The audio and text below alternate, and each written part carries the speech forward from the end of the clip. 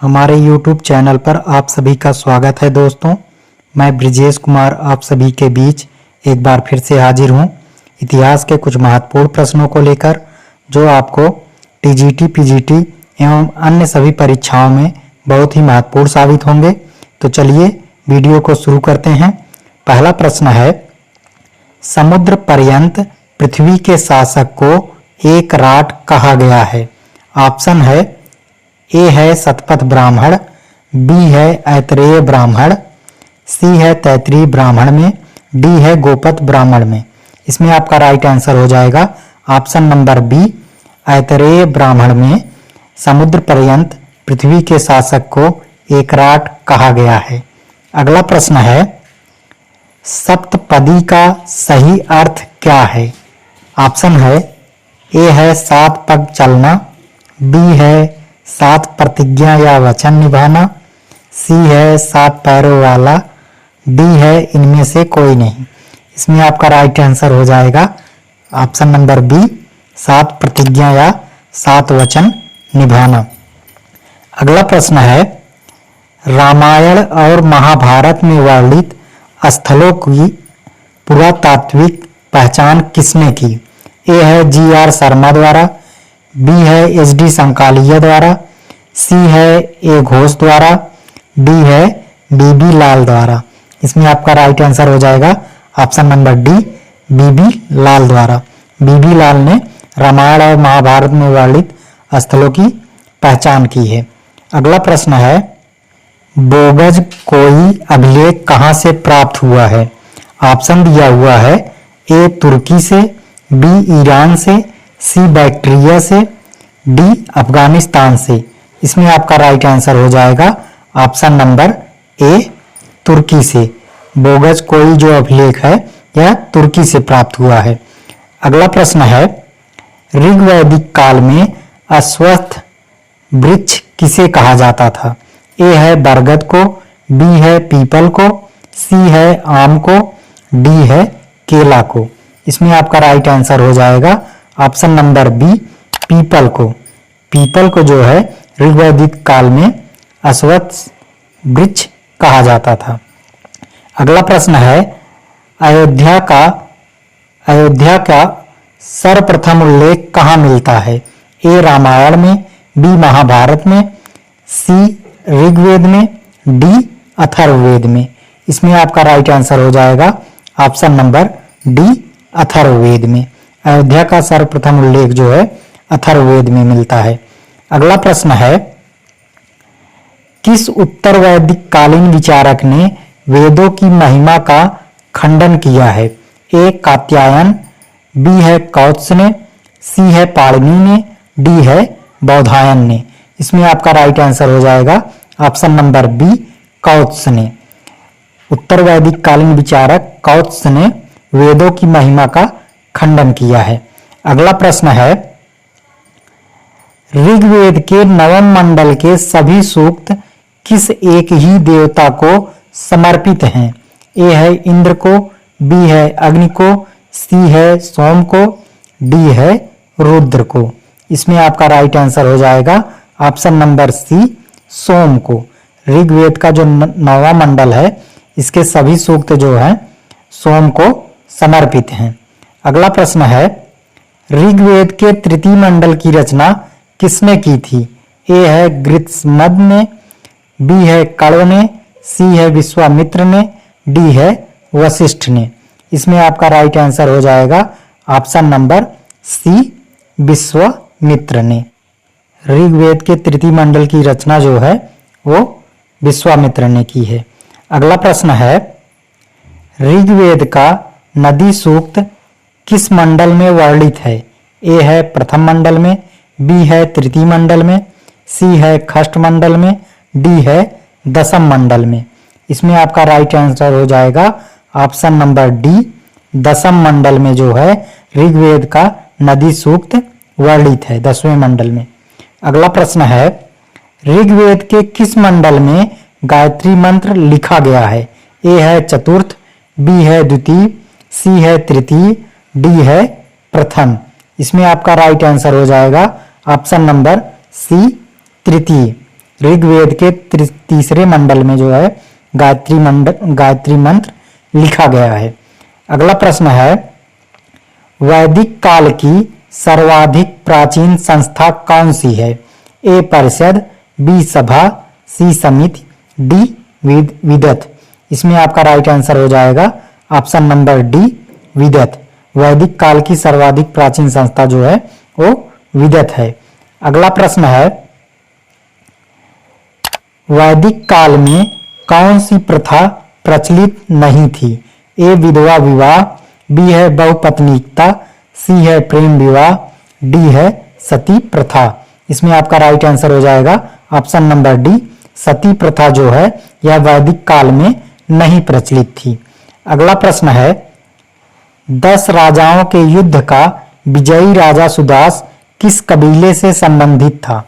ए है पुरु, बी है अनु, सी है यदु, डी है त्रिशु। इसमें आपका राइट आंसर हो जाएगा option number D Trishu. Trishu जो है 10 राजाओं के युद्ध का विजयी राजा जो सुदास था वो त्रिशु कबीले से संबंधित था। ऑप्शन डी राइट आंसर हो जाएगा। अगला प्रश्न है, 10 राजाओं के युद्ध में भरतों का पुरोहित कौन था? ए विश्वामित्र, बी वशिष्ठ, सी अत्रि, डी सात्विकी। इसमें आपका राइट आंसर हो जाएगा ऑप्शन नंबर बी वशिष्ठ। 10 राजाओं के युद्ध में भरतों का पुरोहित जो था वो वशिष्ठ था। अगला प्रश्न है, वैदिक काल में दार्शनिक वाद विवादों की एक कुशल वक्ता कौन थी? A Maitreyi, B Gargi, C Ghosha, D Apala. इसमें आपका राइट आंसर हो जाएगा option number B Gargi. Gargi जो है वैदिक काल में दार्शनिक वाद विवादों की एक कुशल वक्ता थी। अगला प्रश्न है, निम्नलिखित विदुषी स्त्रियों में किसका उल्लेख ऋग्वेद में मिलता है? A Gargi, B Apala, C Katyayani, D Maitreyi. इसमें आपका राइट आंसर हो जाएगा option number B right answer हो जाएगा अपाला। अपाला का जो है ऋग्वेद में उल्लेख मिलता है। अगला प्रश्न है, किस उपनिषद में याज्ञवल्क्य और मैत्रेयी का दार्शनिक संवाद वर्णित है? A Brihadaranyaka, B Kena, C Kathopanishad, D Chandogya. इसमें आपका राइट आंसर हो जाएगा option number A Brihadaranyaka. Brihadaranyaka Upanishad में याज्ञवल्क्य और मैत्रेयी का दार्शनिक संवाद वर्णित है। अगला प्रश्न है, यम और नचिकेता का संवाद किस उपनिषद में वर्णित है? ए है कौशिकी, बी है केन, सी है कठोपनिषद, डी मांडूक्य। इसमें आपका राइट आंसर हो जाएगा option number C right answer हो जाएगा कठोपनिषद में। यम और नचिकेता का संवाद जो है कठोपनिषद में वर्णित है। अगला प्रश्न है, ऋग्वेद के किस देवता को असुर की उपाधि दी गई है? ऋग्वेद के किस देवता को असुर की उपाधि दी गई है? ए है इंद्र, बी है वरुण, सी है अग्नि, डी है रुद्र। इसमें आपका right answer option number B हो जाएगा वरुण। ऋग्वेद में वरुण को असुर देवता की उपाधि दी गई है। अगला प्रश्न है, वैदिक काल में किसको जल देवता माना गया है?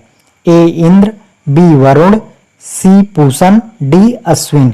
इसमें आपका right answer option number B हो जाएगा वरुण।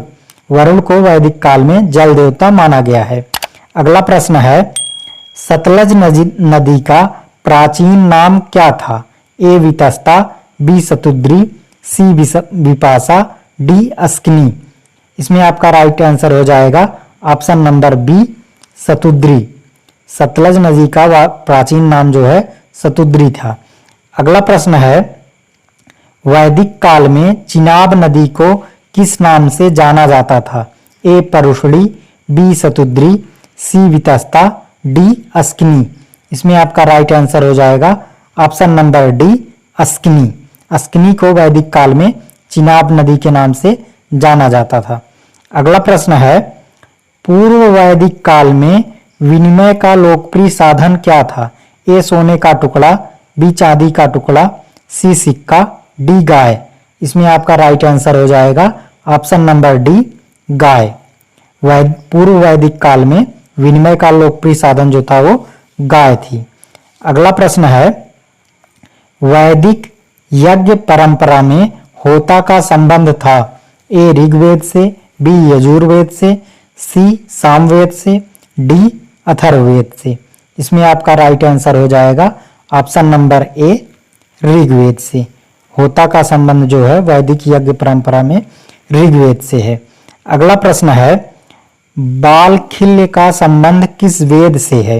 ए ऋग्वेद, बी यजुर्वेद, सी सामवेद, डी अथर्ववेद। इसमें आपका राइट आंसर हो जाएगा ऑप्शन नंबर ए ऋग्वेद। बालखिल्य जो है इसका संबंध ऋग्वेद से है। अगला प्रश्न है, 4 वर्णों का उल्लेख प्रथम बार हुआ है? ऑप्शन है, ए है ऋग्वेद के प्रथम मंडल में, बी है ऋग्वेद के द्वितीय मंडल में, सी है ऋग्वेद के 7वें मंडल में, डी है ऋग्वेद के 10वें मंडल में। इसमें आपका राइट आंसर हो जाएगा ऑप्शन नंबर डी ऋग्वेद के 10वें मंडल में 4 वर्णों का प्रथम बार उल्लेख हुआ है। अगला प्रश्न है, पुरुष सूक्त किसका भाग है? ए महाभारत का, बी भगवत गीता का, सी ऋग्वेद का, डी अथर्ववेद का। इसमें आपका राइट आंसर हो जाएगा ऑप्शन नंबर सी ऋग्वेद का। पुरुष सूक्त जो है ऋग्वेद का भाग है। अगला प्रश्न है, किस उपनिषद में सर्वप्रथम चारों आश्रमों का वर्णन मिलता है?